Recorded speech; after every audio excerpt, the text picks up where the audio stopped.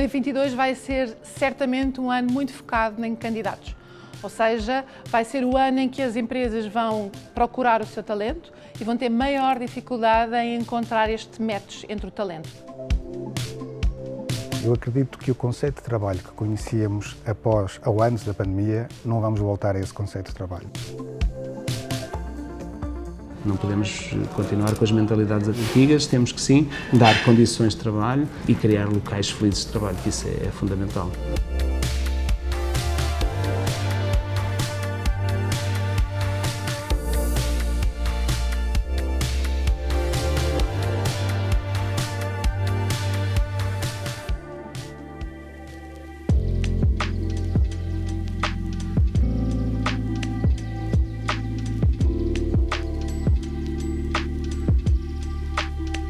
O futuro do mercado de trabalho tem não só a incerteza, porque é muito volátil aquilo que são tudo que são condições económicas e financeiras e toda esta questão de saúde pública tem um impacto grande, mas ao mesmo tempo a tecnologia tem também aqui um impacto ainda maior, ou seja, a transformação, tudo o que vem a acontecer com o 5G vai claramente mudarmos a nossa forma de trabalhar. Não devemos viver com ansiedade por causa desta volatilidade, porque ela sempre existiu.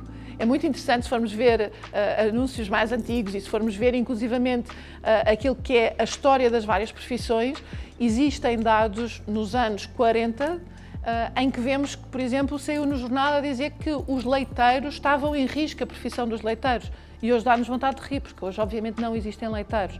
E todas estas pessoas e outras funções foram surgindo.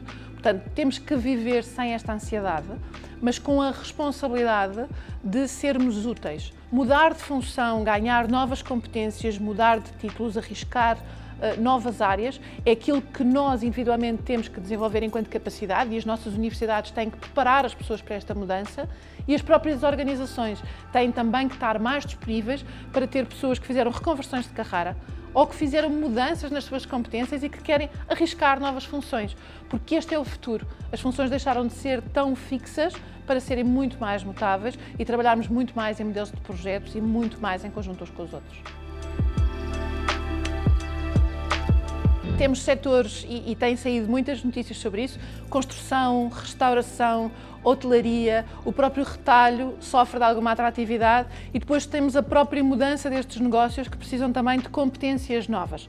Ou seja, são desafios. As pessoas não desapareceram, mas na verdade as pessoas estão diferentes. Não só as organizações mudaram e têm novos canais para abordar o mercado, como também as próprias pessoas procuram novas coisas na sua atividade profissional. Este é o match que 2022 vai ter que conseguir fazer e é um match difícil. É um match que se faz com a maior comunicação, faz com o trabalhar da própria experiência do candidato, garantir que existem estratégias de retenção de talento e, acima de tudo, a tal cultura de humanização, em que ouvimos as pessoas que estão dentro da organização, conhecemos os nossos colaboradores e temos também uma estratégia a médio e longo prazo naquilo que são as competências que precisamos para o desenvolvimento do nosso negócio.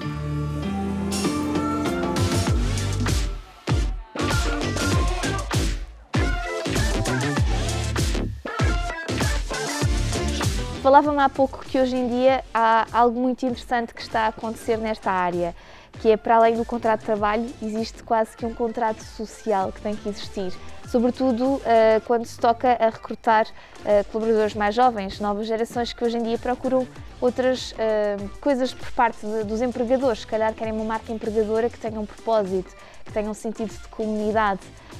Como é que vocês estão a trabalhar esta área e se efetivamente isto acontece convosco? Nos dias de hoje, um jovem talento pretende mais do que um contrato de trabalho.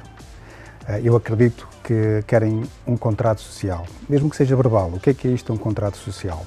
É uma expectativa que colocam em nós, enquanto empregador, sobre que posições é que tomamos sobre alguns tipos de tópicos recorrentes na sociedade, como, por exemplo, sustentabilidade, sobre a questão da diversidade, sobre a questão da igualdade, e até inclusive como é que nós conseguimos combinar o negócio com o apoio às comunidades locais. Isto torna-se extremamente importante para conseguirmos reter e ao mesmo tempo também atrair estes talentos no mercado. Eu acredito que o próprio conceito de trabalho que conhecíamos não vai ser o mesmo. Olhando aqui para a frente, o que eu acredito é que todas as organizações, assim como as pessoas, têm que estar preparadas por uma mudança constante, por uma transformação constante, seja do ponto de vista digital, seja do ponto de vista da automatização.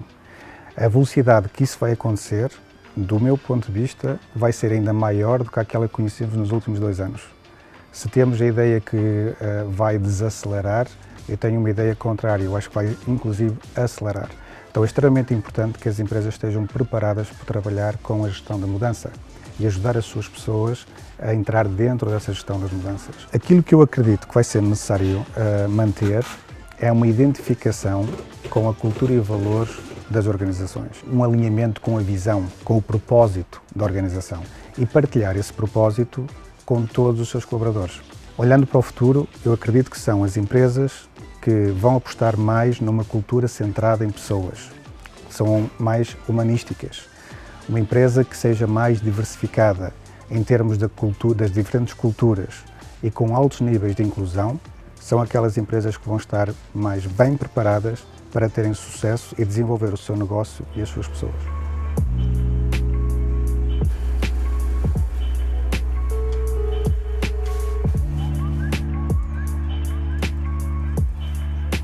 De há 6 anos para cá eu tenho a minha filha a trabalhar comigo. Ela formou-se em Psicologia e acho que um restaurante com uma dimensão como o Cevados Presuntos, hoje em dia já com praticamente 80 trabalhadores, essa é uma das áreas mais importantes. Portanto, saber que com cada funcionário que temos é uma pessoa diferente e tentar perceber os problemas, tentar ajudá-los nas dificuldades.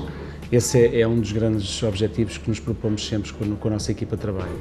É uma equipa muito familiar, é uma equipa que, quando um não está bem, nós não estamos bem, e, portanto, faz sempre oscilações e temos de estar sempre muito atentos às dificuldades das pessoas e às coisas positivas também, porque é sempre bom também sentirmos que o nosso funcionário, ou que a esposa está grávida, ou que a família vai crescer, e, portanto, sentirmos mesmo, darmos um ar familiar a todo este nosso staff. Agora é preocupante o que se avizinha e o que está a acontecer no panorama a nível da restauração. Cada vez é mais difícil de recrutar funcionários com experiência.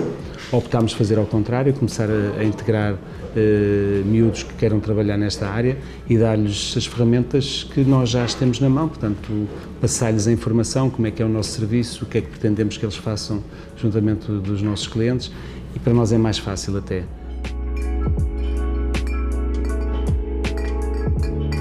A restauração já não era a escravidão que era há uns anos atrás. Já se consegue na restauração dar horários fantásticos. Agora, temos que tentar que os jovens percebam isso, desmistificar aquilo que existiu no passado da escravidão, dos horários contínuos de entrar às 8 da manhã e sair à meia-noite.